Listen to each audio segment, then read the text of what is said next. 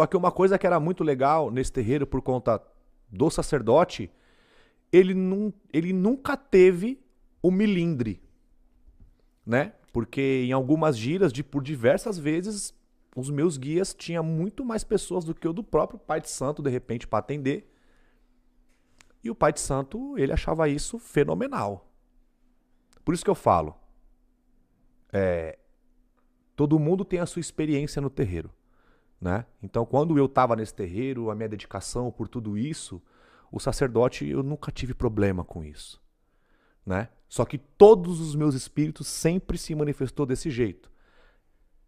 Eu entendo que, eu acho que da forma como foi a minha caminhada espiritual, né, da forma como eu ingressei espiritualmente, é o que eu falo, eu não sonho, eu não vejo, eu não escuto. Então, ou seja, o meio de comunicação que eu tenho com o espírito é incorporar. E para incorporar o espírito, ele precisa incorporar mesmo, né? Não é eu sentir um ventinho e eu estar incorporado. Até porque a maioria dos meus espíritos que trabalham, principalmente, eles manipulam muito a questão do álcool. Então, ou seja, o baiano, ele trabalha, é muito álcool que ele manipula. O marinheiro, o marujo, o marabô então, nem fala. E eu não bebo, né? Não bebo. Então, o espírito, ele precisa estar muito alinhado comigo ali. Foi muito difícil, né? Eu ter essa confiança, né? Porque as pessoas vão perguntar, mas então quando você está incorporado você não lembra nada? Não é bem assim, né?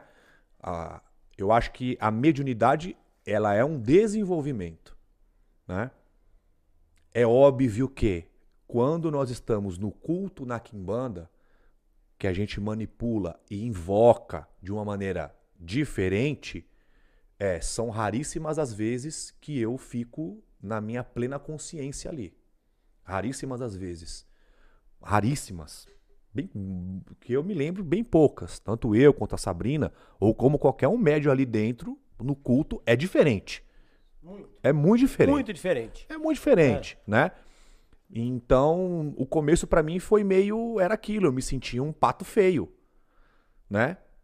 Um pato feio, qual sentido? Dos espíritos, de repente, chamar mais atenção, dos espíritos, de repente, né? Trabalhar mais, né? E essa questão que você falou é muito louca, porque o marabô e tantos outros espíritos, mas o marabô mesmo é fora do comum. Quem já conversou com ele, né? Sabe? E ele faz isso exatamente com pessoas que nunca eu tive contato.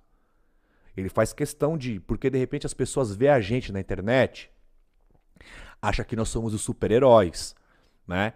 Então, as pessoas querem falar com o marabô, querem falar com a sete saia. Muitas pessoas, às vezes, vêm até um pouco, acho que desacreditado, né? E aí, quando ele olha, ele percebe algo, aí ele fala, a sua casa, no seu quarto tem uma parede de tal cor. Aí a pessoa já cai duro na frente ali, que olha e fala, puta que pariu, como que... Né? Como essa desgraça sabe?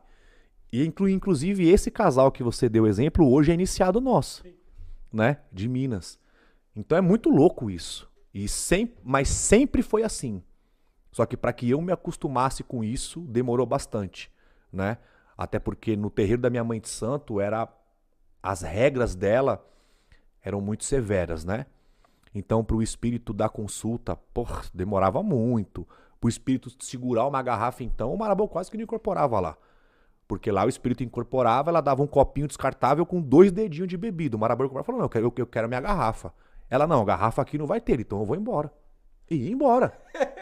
É a cara dele. E ia embora. Até o dia, né, que ele incorporou, daí ela foi com a garrafa e falou, te trouxe a garrafa que você pediu. Só que se você deixar o seu menino ruim, se seu menino ficar ruim, você não vai beber mais aqui.